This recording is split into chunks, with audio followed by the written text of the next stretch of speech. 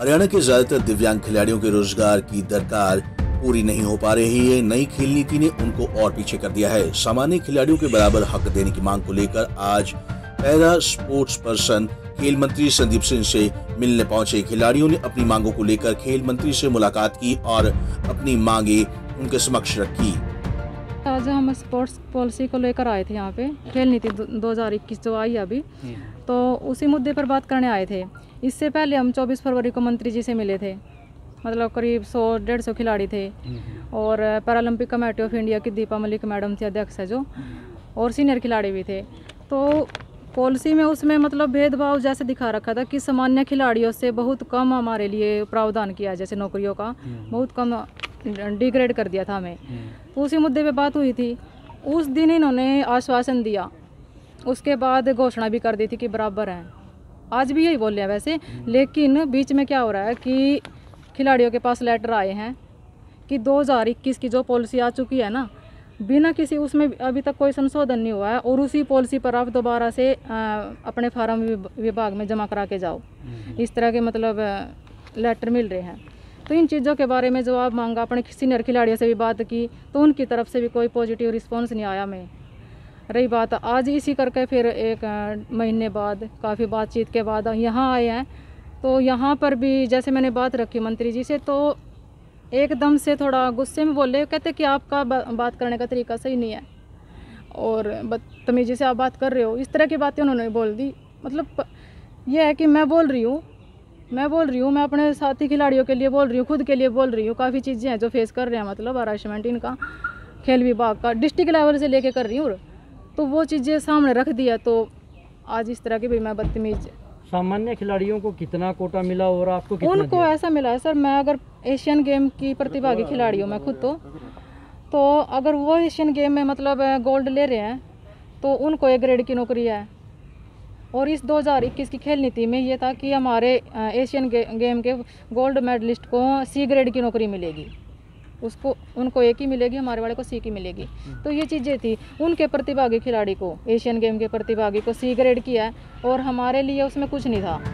वहीं पैरा खिलाड़ियों की मांगों को लेकर खेल मंत्री ने कहा कि वह उनकी परेशानी को दूर किया जाएगा। अमेंडमेंट की बात चल रही थी एट पार लेके जाने की, तो सीएम साहब ने घोषणा कर दी थी और आप तक भी सब तक पहुंच भी गई है और उसको इम्प्लीमेंट हो रहा है, पेपर वर्क चल रहा है और जैसे इम्प्लीमेंट हो जाएगी, मैंने उनको कहा है कि पैरा को एट पार करने के लिए मैंने आपके लिए सपोर्ट में खड़ा भी हुआ था और आज भी खड़ा हूँ और वो बहुत जल्दी अनाउंसमेंट हो चुकी है, अब पेपर वर्क बाकी है। और रेस्ट जो इनकी पुराने जो कैश अवार्ड्स और ये सब है, क्योंकि जो 2018 में जो पॉलिसी आई थी उसके बाद जो कैश अवार्ड्स की जो किसी ना किसी कुछ ना कुछ पेपर वर्क की कमी रह जाती है, उसको मैंने डायरेक्टर साहब को बुलाया हुआ है आज और उसमें जो पर्टिकुलर एक प्लेयर की क्या क्या कमियां हैं, किस कागज़ की क्या कमियां वो मंगाई हैं और उसको जहां हमें पॉलिसी के हिसाब से, नॉर्म्स के हिसाब से जो खिलाड़ी पूरा नज़र आएगा उसको हम उसके पैसे देंगे। क्योंकि कुछ ऐसे भी खिलाड़ी हैं जो नॉर्म्स में पूरे नहीं आते हैं, तो उसमें देखेंगे क्या उसका वो पॉसिबिलिटीज़ है, क्योंकि हमारा यहाँ पर बैठने का मकसद सिर्फ एक ही है, खिलाड़ियों को पूरी सुविधा दी जाए। वहीं नवंबर में होने वाले खेलो इंडिया कार्यक्रम की हरियाणा मेजबानी कर रहा है, जिसे लेकर खेल मंत्री ने बताया कि इस सिलसिले में 26 अप्रैल को उनकी भारतीय खेल प्राधिकरण की आला अधिकारियों के साथ बैठक होने जा रही है। इस बैठक में कोई अहम फैसला लिया जा सकता है। कल ही मेरी DG साई, डायरेक्टर जनरल जो स्पोर्ट्स अथॉरिटी ऑफ इंडिया के हैं, उनसे मेरी बात हुई है और उनसे मैंने एक ही चर्चा की है कि लगातार हम देखें तो ये नहीं है कि कोई 15 दिन पहले, अगर हम 2 दिन पहले की भी देखें कोविड की रिपोर्ट और आज की रिपोर्ट देखें तो संख्या लगातार इंक्रीज़ हो रही है। इसमें दिक्कत ये आएगी कि अगर ये नवंबर में ऐसे ही बढ़ता रहा तो बहुत मुश्किल हो सकती है इसको होस्ट करना, क्योंकि हमारा टेंटेटिवली नवंबर दिसंबर के है और दिसंबर जनवरी के अंदर फोक का टाइम होता है और हम नॉर्थ में बैठे हैं, हमने नॉर्थ इंडिया में ये करवाना है, तो फोक के अंदर टूर्नामेंट करवाना बहुत मुश्किल हो जाता है।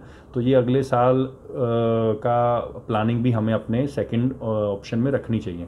तो उन्होंने कहा हमारी ऑलरेडी चर्चा है, तो अगले सप्ताह मंडे को हमारी वीडियो कॉन्फ्रेंस हो रही है। इसमें दिल्ली के सभी उच्च अधिकारी जो हैं, जो खेलो इंडिया को देख रहे हैं, उनके साथ हमारे हरियाणा के जो सारे डिपार्टमेंट के जो अधिकारी हैं, तो उसमें ये सारी चर्चा रखेंगे भी, क्योंकि ये चीज़ें हमें माइंड में रख के ही चलना पड़ेगा, क्योंकि हमें बच्चों का, खिलाड़ियों का हेल्थ पहले है, बाकी चीज़ें बाद में। पैरा खिलाड़ी लंबे समय से अपनी मांगों को लेकर आवाज बुलंद करते रहे हैं। ऐसे में अब देखना होगा कि खेल मंत्री से मुलाकात के बाद क्या उनकी समस्या का समाधान होता है या नहीं। पंजाब केसरी टीवी के लिए चंडीगढ़ से देवेंद्र रोहल की रिपोर्ट।